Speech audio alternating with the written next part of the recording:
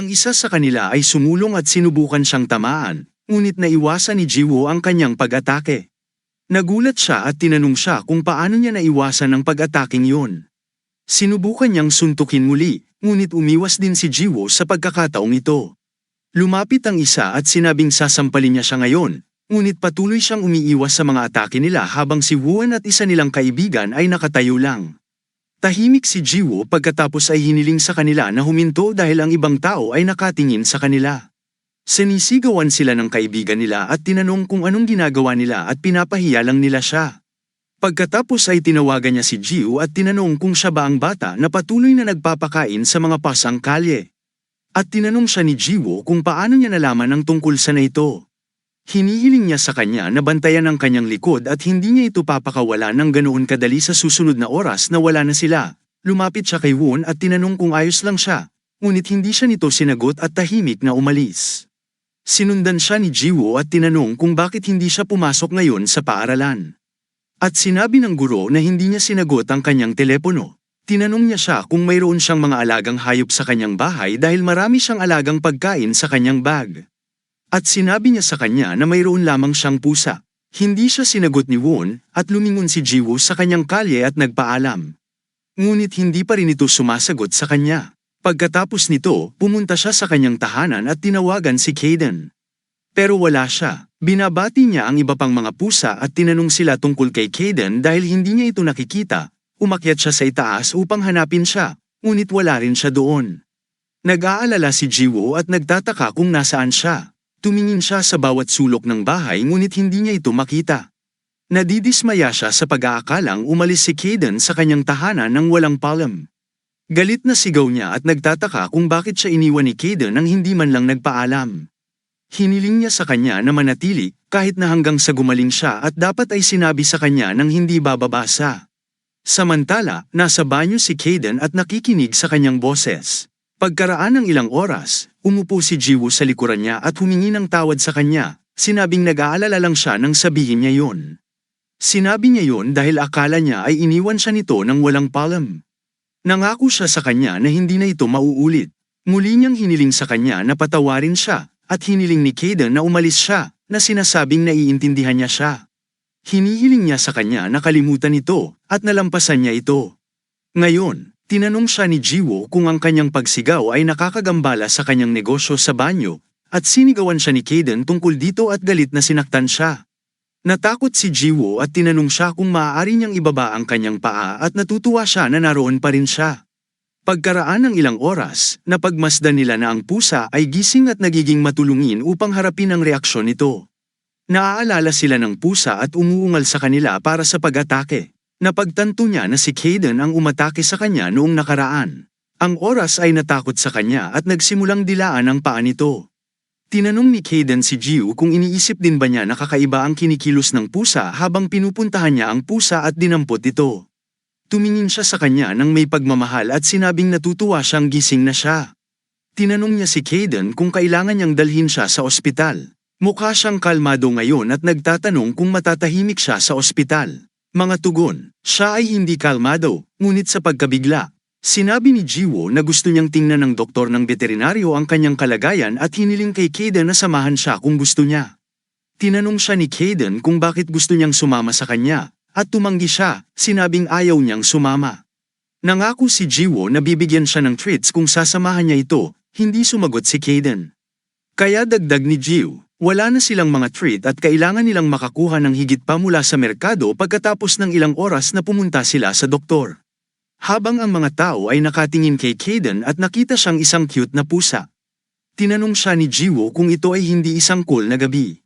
Tamang-tama para sa paglalakad, ngunit hindi maganda ang pakiramdam ni Kaden na mamasyal. Samantala, dumaan si Won sa kalye at nakita si Jiwoo na may kasamang dalawang pusa. Nakilala niya ang pusa sa jacket ni Jiwoo at naalala niyang sample ito ng propesor. Naalala niya, ang propesor ay nagsasalita tungkol sa mga traidor at nawala ang sample sa isa sa kanila. Sa tingin niya ay si Jiwoo ang mangangalakal na kumuha ng pusa sa propesor. Pagkaraan ng ilang oras, dinala ni Jiwoo ang pusa sa ospital ng hayop at tinanong siya ng doktor kung ano ang nagdadala sa kanya doon. Sa oras na ito, hiniling sa kanya ni Jiwoo na tingnan ang pusa at sinabing baka nasaktan ito. Nakita ni Kaden ang isang stool sa di kalayuan at umupo ito. Sinabi ng doktor kay Jiwoo na mukhang maayos ang pusa at malusog ang kanyang mga buto. Pagkatapos ay tumingin siya kay Kaden at sinabing kailangang magbawas ng timbang ang pasang ito. At iyon ay para lamang sa mga nagsisimula.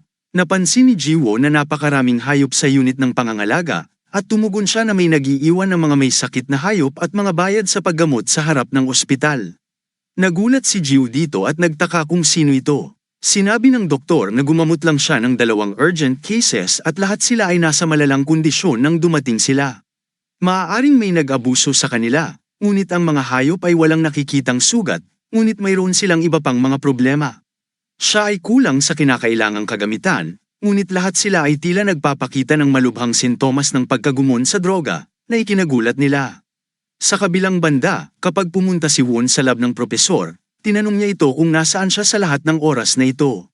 Sagot niya na nililinis niya ang mga bangkay ng hayop. Hinihiling niya sa kanya na mag-ingat kapag nasa labas, dahil hindi nila alam kung kailan maaaring magpakita ang mga taga-subaybay. Tila nag-aalala siya tungkol sa pagtanggi sa kanyang eksperimento at sinabi niyang inulit niya ang eksaktong parehong mga pamamaraan tulad ng dati. Tinawag siya ni Won at nagtanong tungkol sa kapangyarihan ng tracker na nakita niya noong nakaraan. Sagot niya na nakita niya ang super bilis niya. Sumugod siya sa harap niya at saka tumakbo palayo na may dalang sample. Sinubukan niyang pigilan, ngunit napakabilis niya. Hindi siya makakatakas kung hindi siya nahuli. Desidido siyang maging handa sa susunod na makita siya at tiyak na papatayin siya sa high school ng Hitham. Nagkaroon ng maraming kaguluhan sa silid-aralan habang ang mga mag-aaral ay nag-uusap. Nang makita niya si Won na naglalakad papasok ng classroom, ikinawin niya ang kanyang mga kamay sa direksyon niya. Nang makita ni Won si Jiwoo, naalala ni Won na sobrang bilis ni Jiwoo dahil sa oras na sumugod siya sa harap ng Won at pagkatapos ay tumakas kasama ang sample. Sabi ni Jiwoo para manligaw na pumasok siya sa school. Ngunit hindi tumugon si Won. Medyo nahiya si Jiwoo at ngumisi, walang kamalay-malay na magkaibigan pala ang dalawa. Pinagtatawanan sila ng dalawa sa mga bata at tinanong kung paano sila naging close. Dahil alam ng lahat sa klase na hindi umimik si Won mula noong araw na lumipat siya sa bagong paaralan at hindi nakipag-interact si Jiwoo sa sinuman. Ang isang mag-aaral ay gumuhit ng conclusion na naniniwala siya na ang mga lunar ay magsasama-sama sa ilang paraan. Nagsusulat ang guro sa pisara habang nagtuturo sa klase. Si Jiwoo ay nakatingin sa kanyang mga kiddies at abala sa kanyang telepono. Ini-swipe niya ang unang larawan na nagpakita kay Mr. Kaden na pumapasok sa isang silid. At nakakita ako ng 3 pusa na nakahiga sa isa't isa. Pagkatapos ay muli niyang ini-swipe ang slide, sa pagkakataong ito ay ipinakita ang lahat ng 3 pusa na natutulog. Naniniwala ang taong nanunood kay Jiwoo na ang mga taga-subaybay ay kadalasang mga eksperto na may kadalubhasaan at mga tanong. May nakuha pa bang pagsasanay si Jiwoo? Sa kabila, pumasok si Mr. Kaden sa kwarto dahil nahihirapan na siyang maglakad. Iniisip niya kung ano ang nangyayari sa kanya dahil bigla siyang nanghina at hindi man lang makatayo ng tuwid. Iniisip din niya kung ang mga sugat niya ang dahilan nito. Nang makita niya ang 3 kaibigan niyang pusa na nakahandusay sa sahig, medyo natarante siya. Siya ay natatakot at naniniwala na ang kanyang 3 kasamang pusa ay maaaring namatay dahil may nagtatangkang saktan siya gamit ang kanilang mga kapangyarihan. Ngunit sa pagtalikod ng isa sa kanila, natuklasan niyang lahat sila ay nakatulog. Nahihirapan siyang intindihin na buong araw silang natutulog at naniniwala siyang ang araw ang may kasalanan sa sarili niyang pag-aantok. Hindi na siya makatayo at nahihirapan na siyang matulog. Gustong humiga at umidlip, siya ay gumagawa ng desisyon na manatili sa labas ng araw, magpahinga at mabawi ang kanyang mga kakayahan. Samantala, nanginginig ang kanyang katawan at napahiga sa lupa. Habang nakahiga siya doon, iniisip na ang dakilang Mr. Kaden ay hindi kayang matulog, pakiramdam niya ay tatango na siya pauwi. Napansin ni Jiwoo ang isang pasang nakaupo sa dingding habang naglalakad pauwi. Binuksan niya ang kanyang bag at nagsimulang maghanap ng kanyang merienda. Binuksan ni Jiwoo ang isa sa kanila at tinanong ang pusa kung gusto niyang kumain. Dahil gutom na siya, sinisinghot ng pusa ang pagkain at sinabihan siya ni Jiwoo na ayos lang kumain. Kapag nanliligaw ay nakarating doon. Tinatawag niya ang Jiwoo. Napatingin si Jiwoo at nakitang tinawag siya ni Won. Sinabi niya kay Won na magandang makita siya doon. At tinanong ni Woon si Jiwoo kung saan niya nakuha ang pusa. Pagkatapos ay ipinaalam sa kanya ni Jiwoo na ang pusa ay hindi sa kanya at nagpatuloy sa pagsasabing pinapakain lamang niya ang pusa dahil naniniwala siyang nagugutom ang hayop. Ipinaalam sa kanya ni Woon na ang pasang sinasabi niya ay ang mayroon si Jiwoo kagabi. Hindi ang isang ito. Ipinaalam sa kanya ni Jiwoo na papunta na siya sa vest, tulad ng nakita rin siya ni Woon. Nakita niya ang pusa bago ito nawala at pagkatapos ay muling lumitaw, at mukhang nasaktan ito. Iyon ang dahilan kung bakit nagpa siya si Jiwoo na alagaan siya saglit.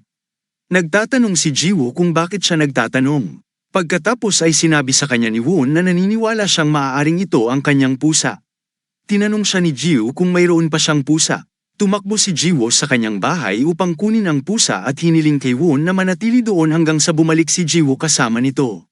Sinabi niya kay Woon na dadalhin niya ang pusa para matukoy ni Woon kung sa kanya ito. Habang naghihintay si Woon para sa Jiwoo, nagsimula siyang magtaka kung si Jiwoo ay isang taga-subaybay. Dahil kung siya nga, hindi siya sabik na ipakita kay Woon ang pusa, si Jiwoo pagkatapos ay umuwi at kinuha ang pusa. Tinanong ni Mr. Kaden si Jiwoo kung ano ang kanyang ginagawa.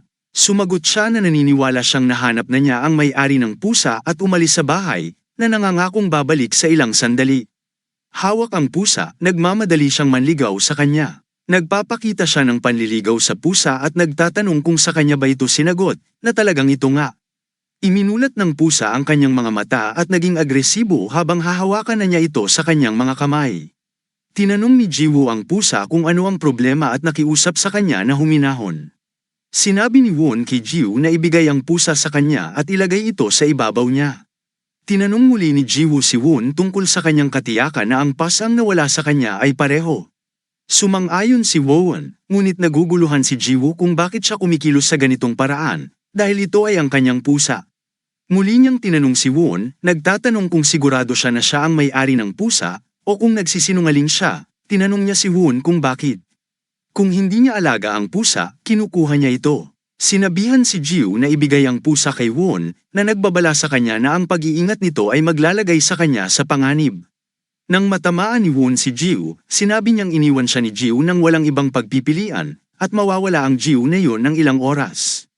Itinanggi ni Jiwoo na ibinigay sa kanya ang pusa. Bumagsak si Jiwoo sa lupa habang hawak ang pusa sa kanyang mga kamay. Gumagamit si Woon ng ilang uri ng mahika upang iguhit ang pusa patungo sa kanya at kunin siya. Ginagamit niya ang kanyang mga nagising na kapangyarihan at hinahawakan ang pusa sa hangin habang ito ay sumisigaw. Pagkaraan ng ilang sandali, nawala ng malay ang pusa at hinawakan ito ni Woon sa kanyang kamay at aalis na sana. Biglang bumangon si Jiwoo at pinatigil siya. At nabigla si Woon nang makitang bumangon siya kagad pagkatapos ng kanyang pag-atake habang handa siyang sumabay sa pusa sa kanyang kamay, biglang bumangon si Jiwoo at hiniling na manatili siya. Sa paglingon, napansin ni Woon na nakatayo sa likuran niya si Jiwoo. Laking gulat ni Woon nang makita si Jiwoo habang hinahampas niya ito sa leeg, at kaya pa niyang tumayo. Tumayo si Jiwoo at tinanong si Woon kung bakit niya ginagawa ang lahat ng ito. Tinanong niya kung bakit niya inatake si Jiwoo at kung bakit niya hinahabol ang pusa. Sinabi ni Woon kay Jiwoo na hindi niya alam kung paano siya nag-cruise ang landas sa pusa at inutusan siyang kalimutan ang lahat ng nangyari, kasama ang pusa. Kailangan ni Jiwoo ng tulong sa pag-unawa kung ano ang sinasabi ni Woon at kung ano ang nangyayari. Biglang naalala ni Jiwoo ang propesor at tinanong siya kung nagtatrabaho si Woon sa nagising. Sino ang pagkatapos nito? Pusa. Lumingon si Woon at tinanong si Jiwoo kung siya ba talaga ang kumuha ng pusa sa kanyang mentor. Hindi maintindihan ni Jiwoo ang kanyang pahayag. Gaya ng binanggit niya sa kanyang mentor. Napagtanto ni Woon na napakabilis ng kapangyarihan ni Jiwoo at nagpas siyang umatake bago pa man makapag-react si Jiwoo. Inaatake niya si Jiwoo gamit ang kanyang nagising na kapangyarihan. Bumagsak si Jiwoo sa lupa. Napagpasyahan ni Woon na ang kanyang bilis ay kahanga-hanga dahil siya ay sapat na mabilis upang magnakaw ng isang pusa at makalayo sa kanyang tagapagturo. Napagtanto ni Jiwoo na si Woon ay nagising din, at siya ay nagtatrabaho kasama ang kakilakilabot na propesor. Iniisip pa niya ang layunin ni Woon at kung ano ang binabalak niyang gawin sa pusa. Ginagamit ni Jiwoo ang kanyang nagising na kapangyarihan at malapit ng agawin ang pusa. Ngunit hinulaan ni Woon ang kanyang mga galaw at ibinalik ang pusa upang hindi maibalik ni Jiwoo ang pusa. Sa tingin niya ay kayang magsara ng mga distansya si Jiwoo, ngunit nakatutok lamang siya sa pusa, kahit nasa kanyang sobrang bilis. Masyadong predictable ang mga galaw niya dahil pinapadali niya ang mga babae. Woo-in muli, inatake si Jiwoo at itinapon siya sa malayo. Todo ang sakit ni Jiwoo at ang sakit na dinaranas niya ay hindi na matitiis. Nakita ni Woon si Jiwoo na naghihirap ng ganito at nagtataka kung paano ito magiging posible. Kung sinusubaybayan sila ni Jiwoo, mas nasanay sana siya. Ngunit ang lahat ng tungkol sa kanya, kabilang ang paraan ng kanyang paggalaw at pakikipaglaban ay maaaring mas iba-iba. Binuksan ni Jiwoo ang kanyang mga mata at nakita ang pusa. Muli niyang sinubukang agawin ang pusa sa kanyang kamay. Siya ay sumusulong gamit ang kanyang kapangyarihan. Ngunit muli, hinawakan siya ni Woon sa kanyang kwelyo, inilagay siya sa dingding at tinanong siya tungkol sa kanyang pagkakakilanlan at nilalayon kung ano siya at para kanino siya nagtatrabaho. Hindi maintindihan ni Jiwoo ang ibig sabihin ni Won nang sabihin niya kung kanino nagtatrabaho si Jiwoo. Tinanong siya ni Jiwoo kung ano ang ibig niyang sabihin. Naalala ni Woon ang lahat ng mga araw sa paaralan na walang kausap si Jiwoo at tinanong siya kung hindi niya sinusubaybayan si Woon at ang kanyang mentor. Ngunit muli, hindi maintindihan ni Jiwoo at tinanong siya kung bakit niya siya hahabulin. Napagpasyahan ni Woon na kung talagang hindi siya isang taga-subaybay, kung gayon ang pagsubaybay sa kanila ay hindi magiging makabuluhan para sa isang baguhan na tulad niya dahil iniisip niya na nagkataon lang na nahuli siya sa gulo na ito, binalaan niya si Jiwoo na kalimutan ang lahat ng nangyari. Kabilang ang angpasang si Woon at ang kanyang tagapagturo, din, upang kalimutan ang lahat ng ito. Si Jiwoo ay nakaupo sa lupa at umuubo. Tinatanong niya ang kanyang sarili tungkol sa kanyang ginawa at naaalala niya ang oras na dinala niya ang pusa sa kanyang tahanan. Nilagay niya ang kamay niya sa dingding at sinubukang tumayo. Sa kabilang banda, gising si Mr. Kaden mula sa kanyang pagtulog habang ginugugol niya ang kanyang buong araw sa pagtulog. Nakikita niya dito at doon. Ngunit hindi mahanap si Jiwoo kahit saan at sa tingin niya ay wala pa siya sa bahay habang naririnig niya itong may sinasabi kay Mr. Kaden kapag siya ay nakatulog. Naalala ni Mr. Kaden na sinabi niya na natagpuan niya ang may-ari ng pusa at babalik sa lalong madaling panahon. Iniisip ni Mr. Kaden na kakaiba na natagpuan niya ang may-ari ng pusa at sa palagay niya ay medyo matagal na siyang nawala. Sa kabilang banda, ibinalik ni Woon ang pusa sa isang propesor na, kapag nakita niya ang pusa, ay naging kasing saya ng nakita ni Woon. Sinabi niya sa kanya na siya ay lubhang kapaki-pakinabang sa araw na ito at ito ay nagreresulta sa kanyang pagkamit ng anumang bagay kapag siya ay nagtakda. Ang kanyang isip dito at pinahahalagahan ng panliligaw sa kanyang magandang trabaho, kinuha niya ang pusa mula sa kanya at ibinalik siya sa hawla upang maipagpatuloy niya ang kanyang pananaliksik sa pusa dahil ang ibang mga sample ay hindi makaligtas sa kanyang mga eksperimento. Ngunit sa pasang ito, maaari niyang simulan muli ang kanyang trabaho.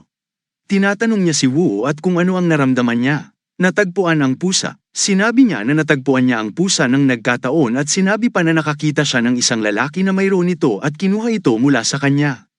Ang propesor ay tumalikod at sinabi na siya ay maswerte na siya. Sa pamamagitan ng pagkakataon, ay natagpuan ang pusa. Tinanong pa niya siya kung ano ang nangyari sa lalaking may pusa at tinanong siya kung pinatay niya ang lalaki.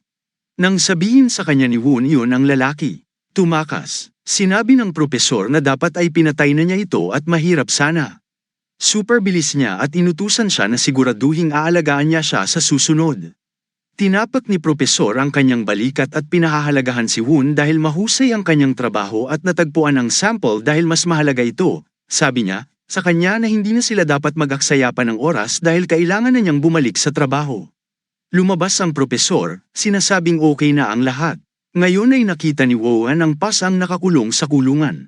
Si Jiwoo na nakatayo sa labas ng lugar kung saan nagpunta si Woon ay nagtatanong kung kaya ba niyang iligtas ang pusa mula sa loob at naalalang ginamit niya ang huling segundo ng kanyang kapangyarihan para abutin si Woon.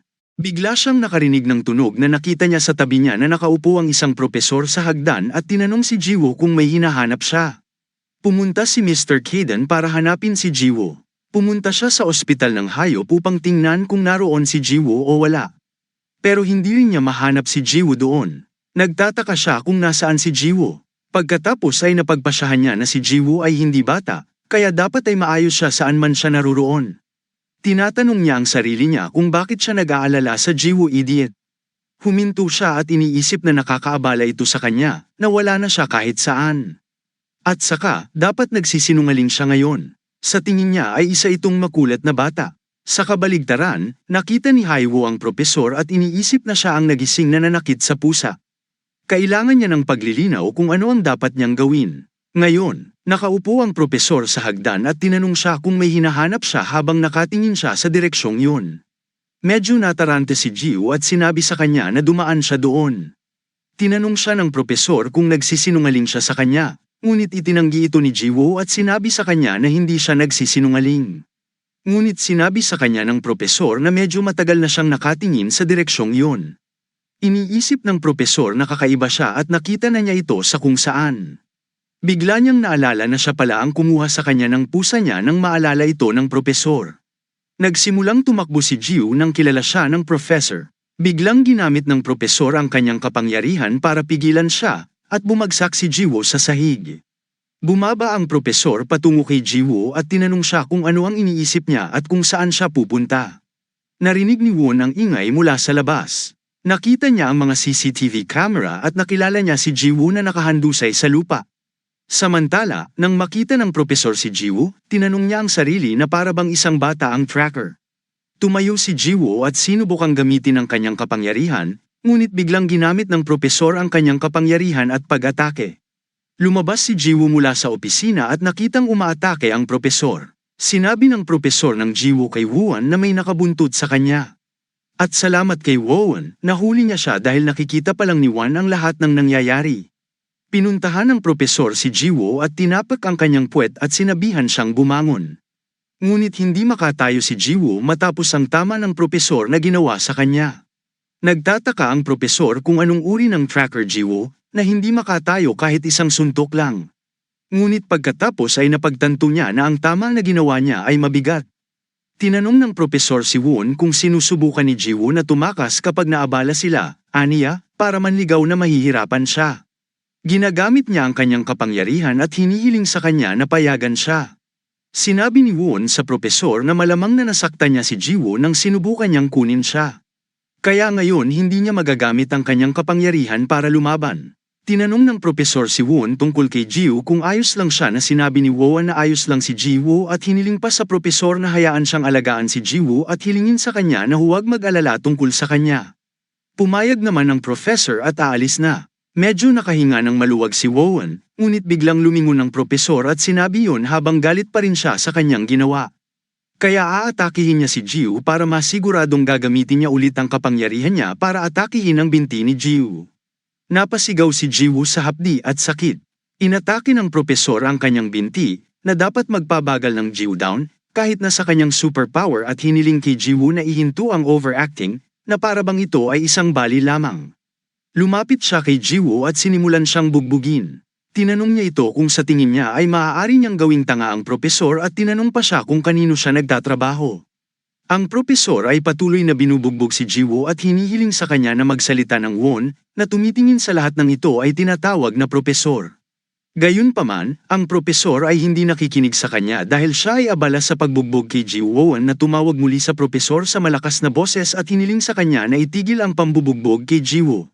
Sinabi niya sa kanya na hindi siya isang tracker at hindi niya sila hinahabol. Propesor, kapag nakikinig siya kay Won ay nagulat siya dahil nakakagulat sa kanya na si Jiwoo ay hindi isang tracker. Tinanong niya si Won kung ano ang ibig niyang sabihin. Ipinaliwanag sa kanya ni Won na kinuha niya ang pusa mula sa kanya, ngunit hindi siya isang tracker. Nataranta ang propesor at tinanong si Won kung ano ang sinasabi niya. Tulad ng sinabi niya kanina, kinuha niya ang pusa mula sa isang tracker, at ngayon ay sinasabi niya na siya ay hindi isang tracker. Sinabi ni Won sa propesor na si Jiwoo ay isang nagising, ngunit hindi siya isang taga-subaybay. Sinabi niya sa propesor na sa tingin niya ay inilayo ni Jiwoo ang pusa sa kanya dahil inaakala niyang inaabuso ang pusa. Tinanong ng propesor si Won kung pumapasok si Jiwoo sa paaralan dahil mukhang pamilyar ang kanyang uniforme kung saan sinabi sa kanya ni Won na nasa klase niya si Jiwoo. Tinanong ng propesor kung totoo ito at tinanong si Won kung nagsinungaling siya sa kanya. Humingi ng tawad si Won sa kanyang propesor at ipinaliwanag ang dahilan ng kanyang pagsisinungaling habang iniisip niyang malulutas ang problema kung ibabalik niya ang pusa. Pagkatapos makinig sa kanya, ang propesor ay nagalit at dahil sa galit, ginagamit niya ang kanyang kapangyarihan kay Won para atakihin siya. Hinampas niya ito ng napakalakas at itinulak siya pabalik sa pader. Sinabi ng propesor kay Won na haharapin niya siya mamaya dahil kailangan niya munang alagaan si Jiwoo. Napagpasyahan ng propesor na ang lahat ng ito ay nagkataon lamang at sinabing manligaw na hindi siya maniniwala. Si Woon, na nakikita pa rin ang lahat ng ito sa pagkabigla. Ang tanong ng propesor, kung nagkataon na ang isang nagising ay nasa kanyang paaralan at ang isang nagising ay nagkataon na magnakaw ng kanilang sample. At sa tingin niya, nangyari lang ang lahat. Sinabi pa ng propesor na hindi alintana, hindi mahalaga kung siya ay isang tracker ay hindi nauugnay sa nakita niya ang kanilang eksperimento, hindi nila siya maaaring hayaang mabuhay. Nang sasalakayin na ng propesor si Jiwoo at papatayin, biglang ginamit ni Won ang kanyang kapangyarihan at inatake ang propesor mula sa likuran. Tinanong ni propesor si Won kung inatake lang siya nito, kung saan sinabi sa kanya ni Won na hindi niya siya inatake. Sinadya niya ang kanyang pag-atake. Humingi siya ng tawad sa propesor at sinabi pa sa kanya na hindi niya maaaring hayaang patayin ng propesor si Jiwoo. Nagagalit ang propesor kapag pinakinggan niya ito at sumigaw. Pasimulang sinabi ni Won ang kanyang mga mapang-abusong salita. Si Mr. Kaden, na naghahanap kay Jiwoo, ay nakikinig sa isang ingay. Tinanong ni Propesor si Won kung nawalan siya ng malay. And how dare he stand in the way of the professor and use his power on him? Humingi ng tawad si Won sa kanya at sinabi sa kanya na ginamit niya ang kanyang kapangyarihan para sa kanya. Hiniling ng propesor kay Won na isara ang kanyang bibig at gamitin ang kanyang nagising na kapangyarihan kay Won at itinapon siya sa malayo sa pamamagitan ng paggamit ng kanyang kapangyarihan. Sinabi sa kanya ng propesor na iniligtas niya siya mula sa mga eksperimento sa katawan ng tao. Pinakain niya ang lana, binihisan siya at tinuruan at tinanong siya kung ganito niya siya pinagtaksilan. Muli niya itong inatake at habang umaatake, sinabi sa kanya na haharapin niya. Kasama ang batang yon, pagkatapos niyang harapin ang aba. Ginagamit din ni Won ang kanyang kapangyarihan upang ipagtanggol ang kanyang sarili at inaatake ang propesor. Matapos salakayin ng propesor, muli itong humingi ng paumanhin sa kanya sa pag-atake sa kanya. Nagalit ang propesor at nagtanong kung paano siya maglakas loob na salakayin ang kanyang sir. Si Professor din, inatake ulit si Won. Bilang kapalit, inaatake siya. Pagkatapos ng pag-atake, tinanong niya ang propesor kung tama siya. Napagpasyahan ng propesor na si Won ay lumaki na. At ayos lang, tanong niya kay Won. Kaya tingnan natin kung gaano siya naging malakas.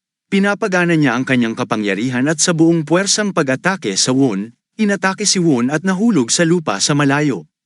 Isang propesor na naman ang umatake kay Won. Hinawakan niya siya sa hangin sa tulong ng kanyang nagising na kapangyarihan at pagkatapos ay itinapon siya sa lupa. Si Won ay naging malubhang na sugatan. Lumapit ang propesor kay Won at tinanong kung yun lang ang mayroon siya. Sinabi pa niya na siya ay naglakas loob na ipagkanulo siya, kahit na ang kanyang mga kasanayan ay napakahina. Sinagot ni Won ang propesor na hindi niya siya pinagtaksilan nang marinig ito ng propesor. Nagalit siya at sinimulan niyang bugbugin si Won, hiniling sa kanya na tumahimik at sinabi sa kanya na ipinagkanulo niya siya para sa hanggal na yon. Sinabi pa niya na iniligtas niya si Won at itinuro sa kanya ang lahat ng nalalaman niya habang tinatalo ng propesor si Won si Mr. Kaden, na naghahanap kay Jiwoo, ay random na dumating sa lugar. Nakita niyang binubugbog ng professor si Won, kaya't napagpasyahan niya na kumbaga, hindi siya Jiwoo at iniisip ang tungkol sa Jiwoo, kung saan siya naroroon biglang may nakita siyang nakahandusay sa lupa. Nakita niyang si Jiwoo ang nasugatan at umaagos ang dugo mula sa kanyang katawan. Lumapit ito sa kanya at ngumuso. Tinanong ni Mr. Kaden si Jiwoo kung siya nga. Lahat tama. Sinabi ni Mr. Kaden kay Jiwoo na sinabihan niya siyang humiga at iuko ang kanyang ulo, na sinasabing siya ay isang tulala. Binuksan ni Jiwoo ang kanyang mga mata at bumulong kay Mr. Kaden. Sinabi sa kanya ni Mr. Kaden na dahil hindi siya umuwi, hinanap niya siya at siguradong may kakayahan siyang maghanap ng gulo. Nagsorry si Jiwoo kay Mr. Kaden. Samantala, dahil si Won ay nasugatan din ng husto at nakahiga sa lupa, sinabi sa kanya ng propesor na makikita niya siya mamaya, ngunit kailangan niya munang alagaan si Jiwoo. Sinabi ni Won sa propesor na si Jiwoo ay hindi isang tracker. Sinabi ng propesor kay Won na hindi mahalaga kung siya ay isang taga-subaybay o hindi. Siya ay isang nagising dahil nakita niya ang kanilang eksperimento upang hayaan siyang mabuhay. Lumingon siya at nakita ang isang pusa malapit sa Jiwoo. Iniisip ng propesor na ito ay mahusay dahil ito ay isang matabang pusa, at magagawa niya pa rin ito sa mas maraming sample. At dapat niyang idagdag siya sa kanyang koleksyon kapag nakita ni Jiwoo ang propesor na nakatingin sa pusa. Hiniling niya kay Mr. Kaden na tumakas kaagad, sabi niya, kay Mr. Kaden na kailangan niyang lumayo doon. Inilagay ni Mr. Caden ang kanyang paa sa noo ni Jiwoo at sinabi sa kanya na hindi niya kailangang mag-alala tungkol kay Caden at dapat siyang magpahinga dahil ang dakilang Mr. Caden ang hahawak nito. Biglang may kumislap na liwanag sa buong lugar. Ang flash ay napakalakas na halos hindi ito makita. Lahat sila ay naglagay ng kanilang mga kamay sa kanilang mga mata dahil wala silang makita at nalilito sa kapangyarihan. Tinanong ng propesor kung ano ang kapangyarihang ito. Biglang lumitaw ang isang lalaki na nagsasabing gumagawa ng napakaraming racket nang hindi muna sinisigurado ang kanilang paligid at tinawag silang mga idiot.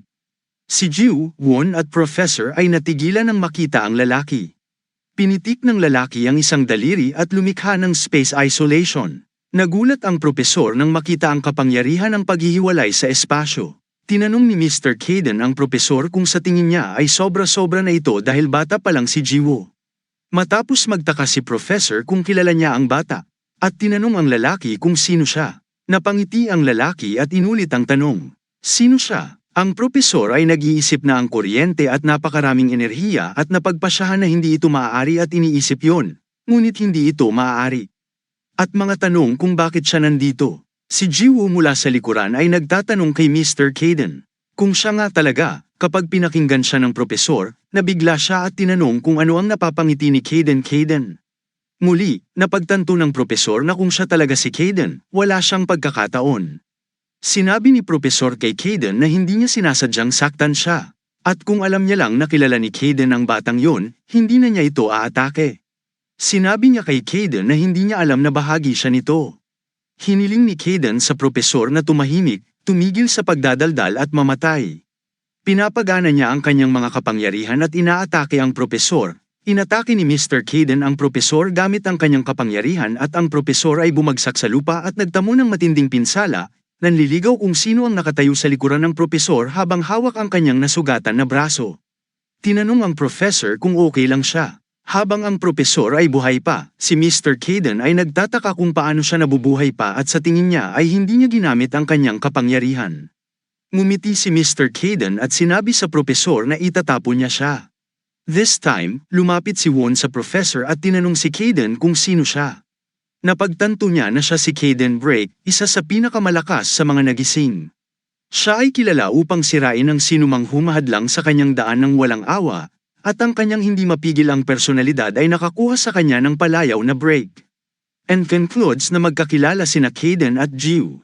Tinanong ni Caden si Won kung bakit nakatitig lang siya kay Caden sa ganitong paraan, at hiniling niya kay Won na sabihin ang isang bagay. Humingi ng tawad si Won kay Caden at hiniling sa kanya na iligtas ang propesor. Tinanong ni Caden si Won kung ang lalaki sa likod niya ay ang kanyang propesor. Sinabi niya sa kanya na nagtataka siya kung bakit niya siya hinaharangan, kahit na ang propesor ay pinapatay siya. Sinabi ni Won kay Mr. Caden na hindi niya alam na magkakilala sila ni Jiwoo. Sinabi yun ni Mr. Caden, syempre hindi niya alam. Ngunit sa kasamaang palad para sa kanya, kilala niya ang batang ito at ang kanyang propesor ay lumagpas na sa linya. Hiniling ni Mr. Caden kay Won na umalis sa daan kung ayaw niyang mamatay. Inutusan din ni Professor si Won na umiwas. Iniharap ni Won ang kanyang mukha sa propesor at sinabihan siyang tumabi. Sinabihan ni Mr. Caden si Won na manatili kung gusto niyang mamatay dahil wala siyang pakialam dahil sasalakayin niya si Won. Biglang sumigaw ang propesor mula sa likuran, hiniling na uminto si Mr. Caden dahil sa tingin niya ay sapat na ito. Tinanong ni Mr. Caden si Jiwoo tungkol sa kung ano ang sapat at tinanong siya kung hindi man lang siya galit sa pagiging magaspang. Sinabi pa niya sa kanya na kalimutan ang tungkol sa pagiging baliw at tinanong siya kung alam niya kung ano ang nangyayari doon. Sinabi niya kay Jiwoo na kung hindi dumating si Mr. Caden, napatay siya ng mga kamay ng propesor. Pinaalalahanan siya ni Caden na binalaan na siya nito. Sinabi niya sa kanya na ang mundong ito ay iba sa mundo. Siya ay naninirahan habang ang mga nagising ay madaling nagiging kaaway. Kung hindi sila magkasundo, pagkatapos makinig kay Mr. Caden, sinabi ni Haiwoo na napagtanto niya kung gaano siya katanga. Ngunit ayaw niyang pumatay ng tao si Caden dahil sa kanya. Tinanong ni Mr. Caden si Jiwoo kung alam niya kung para kanino niya ito ginagawa. Sumagot si Jiwoo na alam niya at nagpapasalamat siya sa lahat ng pagkakataong tinulungan niya siya. Ngunit muli, ayaw niyang pumatay ng tao si Caden dahil sa kanya at sinabi sa kanya na kaibigan niya si Won. At sinubukan din niyang tulungan siya. Tumingin si Mr. Caden kay Won sa loob na si Jiwoo ay isang total pushover. Sinabihan ni Mr. Caden si Woon na magwala. Tinanong siya ni Woon kung ano ang sinabi niya, na muling inulit ni Caden at sinabihan siyang magmadali at mawala. Idinagdag pa niya na kapag nakita niya itong muli, papatayin niya ito. Sinabi niya sa kanya na isaalang-alang ang kanyang sarili na maswerte. Kinuha ni Woon ang kanyang propesor at binigyan siya ng suporta. At salamat Caden sa pagpapalam sa kanila. Umupo si Caden malapit kay Jiwoo at tinanong siya kung masaya siya. Ngayon, nagpasalamat si Jiwoo kay Caden kung saan sa tingin niya ay nakakaistorbo ito. Tinanong ni Caden si Jiwoo tungkol sa kung ano na ngayon, at sinabi niya na kailangan niyang dalhin ang pusa sa gabi sa bahay ni Jiwoo habang si Jiwoo ay nakahiga sa sofa at kasama niya si Caden. Inilagay niya ang kanyang kamay kay Jiwoo at hinawakan ang kanyang katawan upang suriin ang mga sugat. Habang sinusuri niya, sinabi niya kay Jiwoo na ang kanyang binti ay nasira at sinabi sa kanya na ginamit niya ang kanyang kapangyarihan para medyo mabilis siyang gumaling. Ang mga peklat ay gagaling sa isang araw o dalawa, at ang mga buto ay gagaling sa loob ng ilang araw. Iniisip na napakahirap ng Jiwoo. Habang nagsisimula ng ngumiti si Jiwoo, tinanong ni Caden si Jiwoo kung saan ba siya sumakit ang ulo at tinanong niya ang dahilan kung bakit siya ngumingiti kung saan sumagot si Jiwoo na ganito ang hitsura ni Mr. Caden. Sinabi sa kanya ni Mr. Caden yun. Akala niya ba talaga matabang pusa siya? Kung saan sinagot siya ni Jiwoo na nagulat na lang siya sa hitsura niya at malakas din. Sinabi sa kanya ni Mr. Caden na sinabi na niya sa kanya na siya ay kahanga-hanga kung saan sumang-ayon si Jiwoo dahil nakikita niya ng sigurado.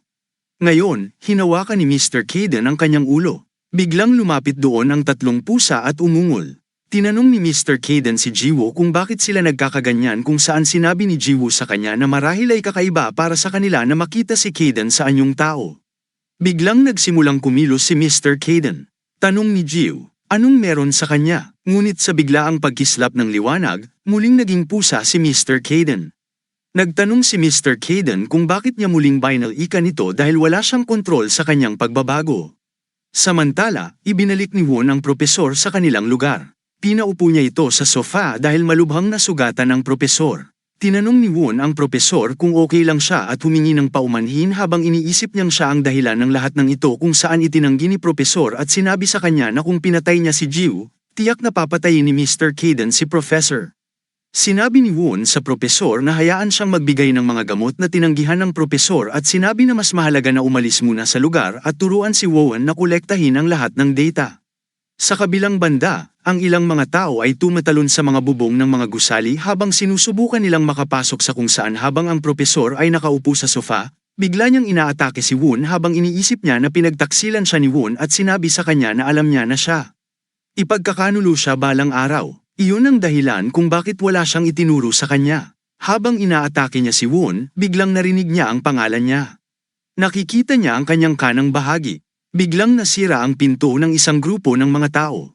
Tinanong sila ng propesor, sino sila? Na sinasagot nila na sila ay mula sa Awaken, isang unyon, at siya ay naaresto dahil sa pagsasagawa ng ilegal na pananaliksik. Sabi ng professor para manligaw na tapos na ang lahat dahil sa kanya. At ito ang dahilan kung bakit hindi niya naituro sa kanya ang lahat. Lumapit ang isang lalaki at niyakap si Professor. Hiniling niya sa lalaki na pakawalan siya para mapatay niya ang taksil gamit ang sarili niyang mga kamay. Babaeng walang magawa na nakaupo sa sahig ay nagtanong sa propesor kung ano ang sinasabi niya. Isang lalaki sa kanila ang nag-utos sa kanyang pangkat na kunin ang propesor at sinabing manligaw na kailangan niyang pumasok. Dalawa, isang babae ang nasa kanyang opisina at pinapanood ang mga bakas na naiwan sa kanyang tablet. Dumating ang isang lalaki at sinabi sa kanya na ang mga bakas ay nabura na, kaya mahirap sabihin ng sigurado, ngunit ipinaalam sa kanya na ito ay malamang na resulta ng kakayahan ni Mr. Caden kung saan sinabi pa ng lalaki na ang unyon ay hindi ko pa alam ang tungkol dito. Sinabi sa kanya ng batang babae na hindi nila maaaring hayaang matuklasan ang presensya ni Mr. Caden na para bang nalaman ng publiko ang tungkol sa presensya ni Mr. Caden. Ito ay magiging lubhang problema para sa kanila. Tinanong din ng lalaki ang kanyang ma'am tungkol sa estudyante, na ano ang dapat nilang gawin sa estudyante. Sa kabilang banda, habang naglalaro si Jiwoo sa mga pusa, ginagawa niya itong panunukso sa pamamagitan ng isang isda na nakasabit gamit ang isang kawit. Ang lahat ng mga pusa ay bumabaliktad at sinusubukang mahuli. Kumain ng pagkain habang si Mr. Caden ay malalim na nag-iisip tungkol sa isang bagay na tinatanong niya sa kanyang sarili. Yun, Paano siya nagbago pabalik sa pusa mula sa napagtanto niya na naubos niya ang ilan sa kanyang lakas, ngunit talagang kakaiba ito. Parang weekend ang lakas niya, dapat nanatili siyang tao. Hindi ito tulad ng inilipat niya ang kanyang sarili sa isang pusa. Bigla niyang napagtanto na may posibilidad na baka higit pa ang ginawa niya kaysa kopyahin ang anyo ng pasang nasagasaan niya. Ito ay hindi lamang isang panlabas na anyo, ngunit isang kumpletong pagbabagong anyo sa pusa. Nagtataka siya kung paano siya naging totoong pusa. Ngunit pagkatapos ay tinapakan niya ang kanyang ulo gamit ang kanyang paa at nababaliw ito. Dahil nagtataka siya na ang kanyang mga kakayahan ay napakahusay para sa mga salita. Tinatanong niya ang sarili kung paano babalik sa normal. Mr. Caden chuckles ang sample ng professor na. Ang mahimbing na pagtulog sa sofa ay nagbubukas ng kanyang mga mata sa loob ng 1 minuto at pagkatapos ay nakatulog muli. Muling napagtanto ni Mr. Caden na babalik siya sa normal gamit ang kanyang kapangyarihan. Iyon ay magiging isang piraso ng cake, lalo na kapag nakuha niya ang kanyang lakas at muling tumawa. Tinanong ni Jiwoo si Mr. Caden kung naisip niya kung bakit siya bumalik sa pusa. Tumingin si Caden sa likod at sinagot siya na ito ay dahil siya ay isang kahangahangang nilalang. Kahit siya ay hindi alam ang kanyang tunay na kadakilaan. Bigla siyang nakakita ng isda na nakasabit gamit ang kawit. Agad siyang tumalon para hulihin ang isda habang iniisip niya na hindi siya matatalo. Ginagamit niya ang kanyang mga paa upang itabi ang iba pang mga pusa at kunin ang piraso ng isda. Nagiging matagumpay siya sa paggamit nito, ngunit bigla niyang napagtanto na siya ay masyadong tulad ng isang pusa. Ngayon nakahiga si Mr. Caden sa alpombra. Kapag nakita ni Jiwoo ang sample na pusa o propesor, medyo nag-aalala siya dahil hindi pa rin siya nagigising na parang okay lang siya. Sinabi ni Caden kay Jiwoo na mukhang maayos naman ang pusa gaya ng pag-check niya ng vital signs niya. Dapat na siyang gumising kaagad dahil mas maganda na siya ngayon kaysa noong nahanap siya ng mga ito. Tumingin si Jiwoo sa pusa habang iniisip niyang nanginginig ang pusa. Iniisip niya na baka nilalamig siya at marahang hinihimas ang kamay sa pusa. Sinabi sa kanya ni Caden na maayos ang pusa, ngunit nadala siya sa labanan, kaya naman nag-iwan siya ng mga bakas ng kanyang kapangyarihan doon. Binura niya ang karamihan sa mga bakas na magagawa niya, ngunit nag-aalala pa rin siya. Kaya't sinabi niya kay Jiwoo na pupunta siya at titingin sa paligid dahil nag-aalala siya na inalerto nila ang mga nagising doon habang gumagawa sila ng isang malaking eksena kahapon. Sinabi ni Jiwoo kay Mr. Caden na sasama siya sa kanyang pakiramdam na nakulong siya. Nakatira lang sa bahay. Nagtanong si Mr. Caden kung gusto ba talaga niyang lumabas, alam pa rin kung ano ang nangyari sa kanya kahapon. Iminungkahi niya na manatili si Jiwoo sa bahay at magpahinga. Ngunit tumawa si Jiwoo at sinabi na ang kanyang mga pinsala ay talagang hindi gaanong masakit dahil siya ay nagising. Itinanong pa niya na kung nasa tabi niya ang dakilang Caden, ano ang kailangang ikabahala ni Jiwoo kay Mr. Caden. Kapag nakikinig dito, medyo nahihiya at sinabi na sa wakas, naiintindihan ni Jiwoo siyo ang kadakilaan ni Mr. Caden. Sabi ni Jiwoo, syempre, habang nakikita ng sarili niyang mga mata ang lakas ni Caden. Paano niya ito matatanggihan? Ipinagmamalaki ni Mr. Caden na malaman ito dahil may mata si Jiwoo CEO sa pagkilala sa talento. Sinabi ni Jiwoo kay Mr. Caden na nang ang lalaki, sa sandaling nalaman niyang si Caden yun. Lahat siya ay nanginginig at hindi man lang lumaban at ipinahayag ang kanyang matinding pagnanais na maging malakas gamit ang kanyang kapangyarihan. Katulad ni Mr. Caden G, tinanong ni Woo si Mr. Caden kung paano niya gagawin. Sino ang magiging isang makapangyarihan, nagising na tulad niya? Biglang nagring ang phone ni Jiwoo na malapit sa kanya. Kinuha niya ang phone niya at pinakinggan ang tawag. Tinanong ng isang lalaki si Jiwoo kung nakikipag-usap siya sa Jiwoo So, kung saan tinanong siya ni Jiwoo kung kanino siya kausap. Sinabi niya ang kanyang pangalan, na nasa hike go at humiling ng sandali dahil gusto niyang makausap si Jiwoo. Muli niyang tinanong ang lalaki kung sino siya. Sinabi ni Mr. Inhayat kay Jiwoo na mayroon siyang payo para sa kanya.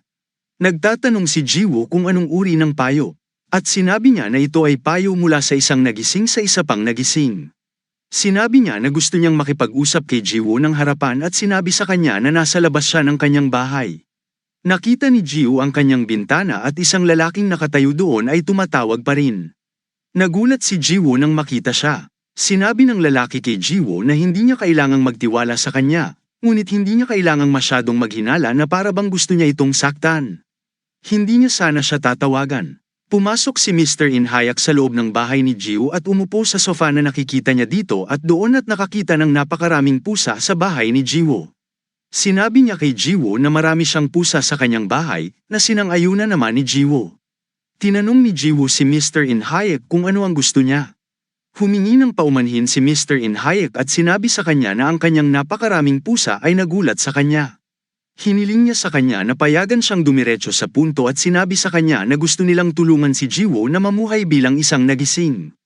Tinanong ni Jiwoo ang lalaki kung gusto nila siyang tulungan, na sumang-ayon siya. Sinabi niya sa kanya na kamakailan ay nalaman nila ang tungkol sa kanya at nagsaliksik.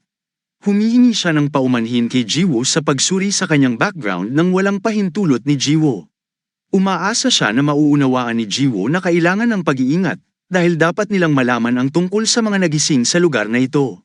Si Mr. Kaden, na nakikinig sa lahat ng ito, ay nagtataka kung bakit kailangan nilang malaman ang tungkol sa lahat ng nagising sa lugar na ito at nagtataka kung ang lugar na ito ay pag-aari ng isang tao na hindi pa niya nasuri dahil nagmamadali siyang makaalis. Tinanong ni Jiwoo si Mr. Inhayak kung siya ay nagising din. Sinabi niya kay Jiwoo yun. Oo, gising din siya at ipinakita niya ang kanyang kapangyarihan kay Jiwoo na nalaman na ang pagkontrol sa hangin ay ang kanyang kakayahan sa paggising at iniisip kung bata pa ba ang lugar. Distrito ni Yu. Iniisip ni Mr. Kaden si Jeong Yu, ang sikat na mataas na ranggo na gumagamit ng nagising na kakayahan ng hangin.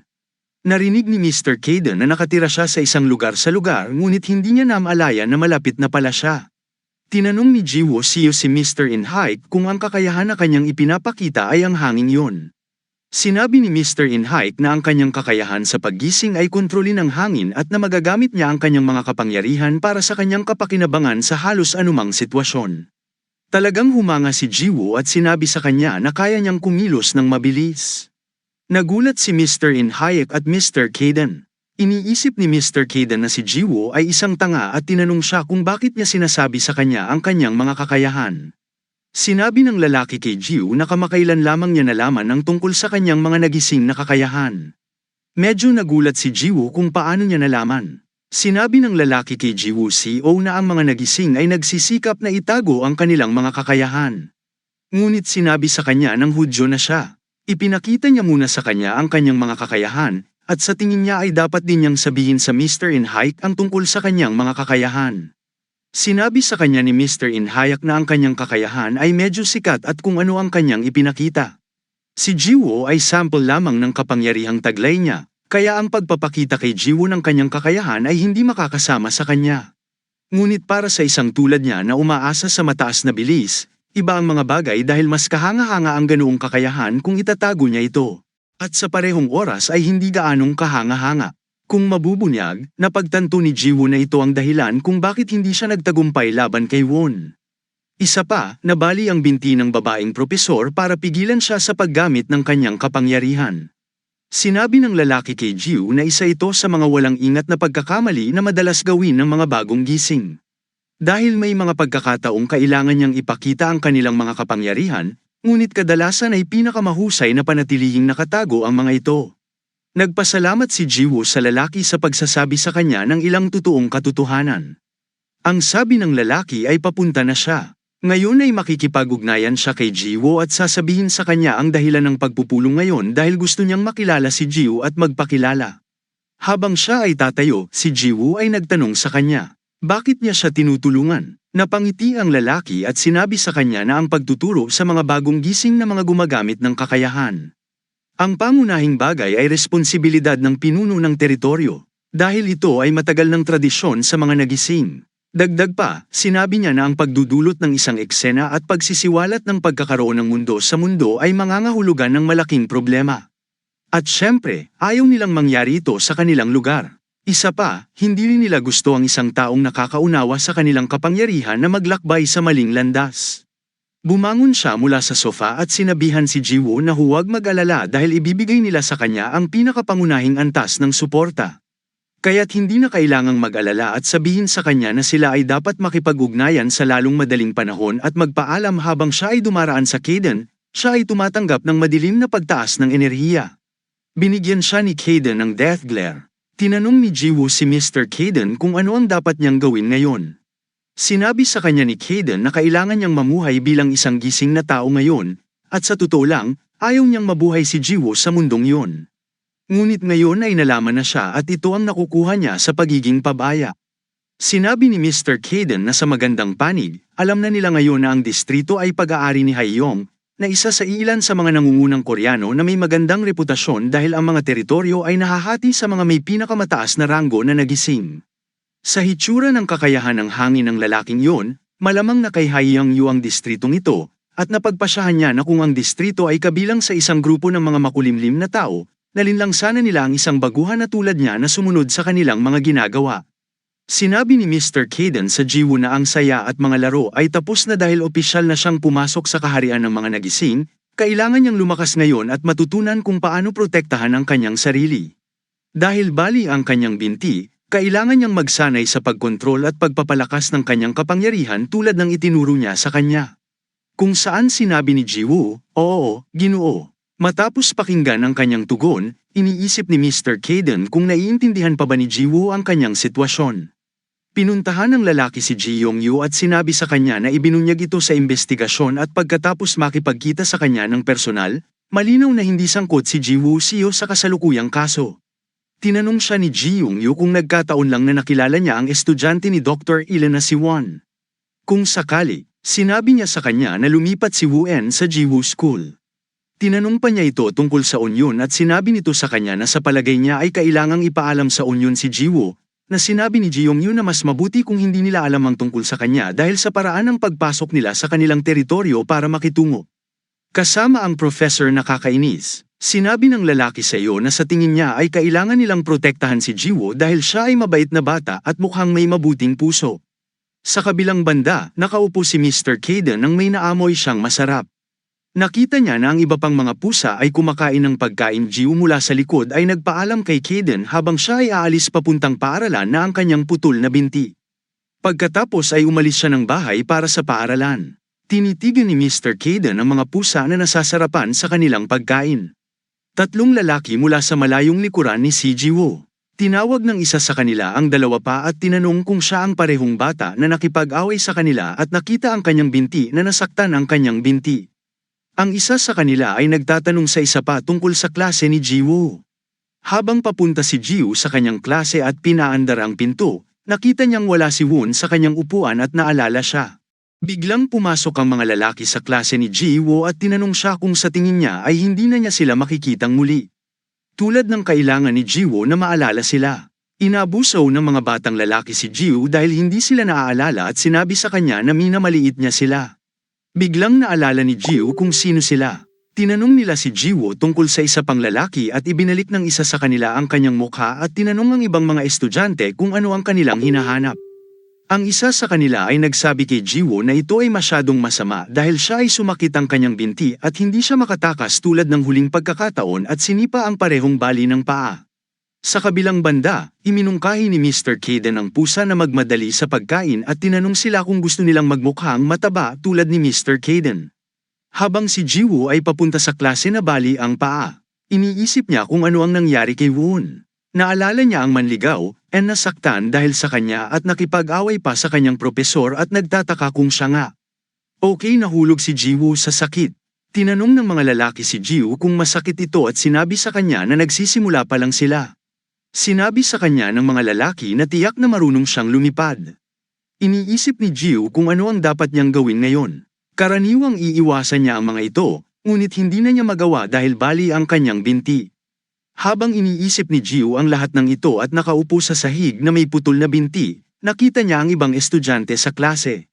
Maniwala ka ng smart earring, pero wala ni isa sa kanila ang lumalapit para tulungan siya.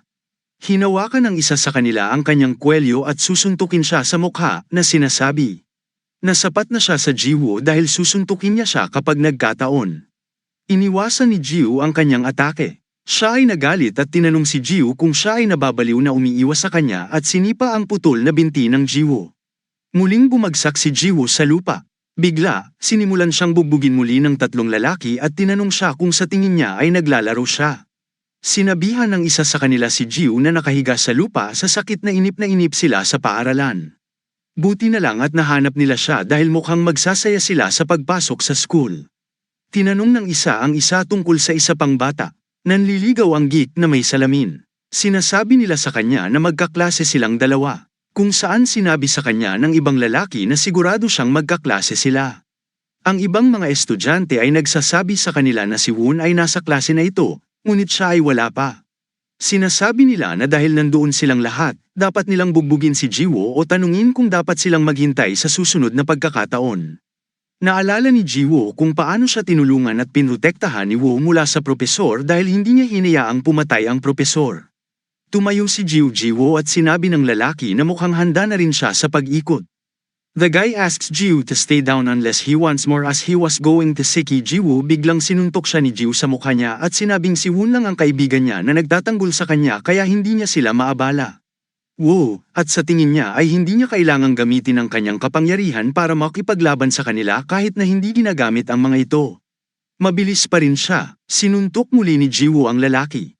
Ang isa sa kanila ay inaabuso si Jiwoo at sinubukan siyang bugbugin.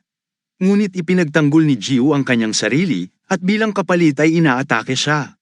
Biglang pumasok sa klase ang guro dahil napaka-agresibo niya. Nagtatanong siya kung ano ang nangyayari sa klase habang nakikita niyang nag-aaway ang mga bata sa klase. Tinanong niya sila, sino sa kanila ang nagsimula?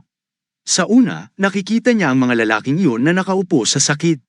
Sabi ng guro sa kanila na parang nag-aaway na naman sa klase at nagtatanong kung kanino sila nag-aaway. Sa pagkakataong ito kapag nakita niyang nag-aaway sila ni Jiwoo Sio, nagulat siya dahil hindi siya makapaniwala na nakipag-away si Jiwoo Sio sa kanila dahil bali rin ang kanyang binti. Hiniling ng mga guro sa isang tao na dalhin si Jiwoo Sio sa nurse. Ngunit wala sa mga estudyante ang sumang-ayon na dalhin siya sa nurse kung saan sinabi ni Jiwoo Sio na ayos lang, dahil kaya niyang pumunta ng mag-isa. Ang guro ay nagtanong sa kanya kung siya ay pupunta doon, na sinabi ni Jiwoo na oo. Bigla niyang nakita si Kaden sa bintana ng classroom. Sino ang pumapalakpak para sa Jiwoo at nagsasabing maganda ang kanyang ginawa? Hiniling ni Jiwoo sa kanyang guro na bigyan siya ng maagang bakasyon dahil kailangan niyang pumunta sa doktor para ipasuri ang kanyang binti. Tinanong siya ng guro kung masakit ang kanyang binti at sinabihan siyang maghintay dahil sabay silang pupunta sa ospital. Sinabi ni Jiwoo na okay lang at kaya niyang pumunta mag-isa. Pumayag naman ang guro dahil wala siyang problema. Kung ito ang gusto ni Jiwoo, nagpasalamat si Jiwoo sa guro at umalis. Sabi ng guro, may kumuha sa mga batang yon, ginigising at dinala sa nurse. Tinanong ni Jiwoo si Mr. Kaden kung ano ang ginagawa niya doon. Sinabi sa kanya ni Mr. Kaden na gusto lang niyang tumingin sa paligid. Nag-aalala siya tungkol sa nangyari sa kanya kamakailan, at umalis si Jiwoo at nagdulot ng higit pang gulo. Humingi ng tawad si Jiwoo kay Kaden. Habang naglalakad si Mr. Ketin mula sa Jiwoo, tumalikod siya at sinabi kay Jiwoo na ilang araw na siyang nakatira sa kanya para masabi niya sa kanya kung ano ang naging buhay niya. Laging iniiwasan ni Jiwoo ang mga konfrontasyon, kahit na ang kanyang nagising na kapangyarihan ay magbibigay sa kanya ng malaking kalamangan, nakalimutan niyang lumaban. Malamang na iniiwasan niyang makipagkaibigan ng buo dahil marahil ay natatakot siyang malaman ng mga tao ang tungkol sa kanyang kapangyarihan. Ngunit higit sa lahat, natatakot siya sa kanyang kapangyarihan. Sinabi sa kanya ni Mr. Kaden na hindi na niya kailangan pang matakot dahil siya ay nagising at ang kanyang mga kapangyarihan ay hindi kakaiba at lahat sila ay hindi masama sa lahat na dapat niyang ipagmalaki dahil maraming tao ang naiinggit sa kanila para sa kanilang mga kapangyarihan. Iminumungkahi niya na huwag siyang matakot at yakapin ang kanilang mga kapangyarihan. Ngumiti si Mr. Kaden at sinabi sa kanya na kakayanin nila ang sinumang mag-iisip na ibaba sila. Nakagat ni Jiwoo ang kanyang mga labi at nakangiti habang sinasabi, "Opo, Ginoo," kay Kaden. Pagkatapos ay sinabihan siya ni Mr. Kaden na pumunta sa grocery store para bumili ng higit pang merienda ng pusa dahil gusto niya ang mga kagat ni Meow. Habang papunta sila para bumili ng mga merienda na yon, sinabi ni Jiwoo kay Mr. Kaden na hindi pumapasok si Woon sa isang paaralan ngayon. Nagtanong si Mr. Kaden kung kaninong panliligaw si Jiwoo ang nagpapaalala sa kanya sa taong tumulong sa kanya. Naalala siya ni Mr. Kaden at inabuso niya si Wooan dahil gusto niyang iligtas ang propesor. Sinabi ni Jiwoo na iniisip niya kung okay ba ang kanyang ginagawa kung saan tinanong siya ni Mr. Kaden kung naaalala niya na muntik na siyang mamatay doon. Habang si Jisuk ay nakatayo sa daanan at nakikita sa kanyang telepono at naaalala na ibinigay niya ang tungkulin kay Mr. In Hayek na bantayan si Jiwoo habang pumapasok siya sa parehong paaralan na kasama niya. Si Mr. In Hayek, nakaupo sa kanyang sofa, ay nakikipag-usap kay Jasok na hindi alam ang tungkol kay Jiwoo. Sinabi sa kanya ni Mr. In Hayek na dapat niyang kilalanin siya. Pumupunta siya sa parehong paaralan kung saan sinabi ni Jasok na mukha lang ang alam niya. Tinanong niya si Mr. In Hayek tungkol sa mga kakayahan ng Jiwoo, kung saan sinabi niya na alam niya na hindi niya ito masasagot. Tinitigil niya siya at sinabihan siyang itigil ang pagsubok na mangisda para sa mga sagot. Alam niyang hindi niya kayang ibigay. Sinabi niya sa kanya na ayon sa background check, hindi niya alam na siya ay isang nagising.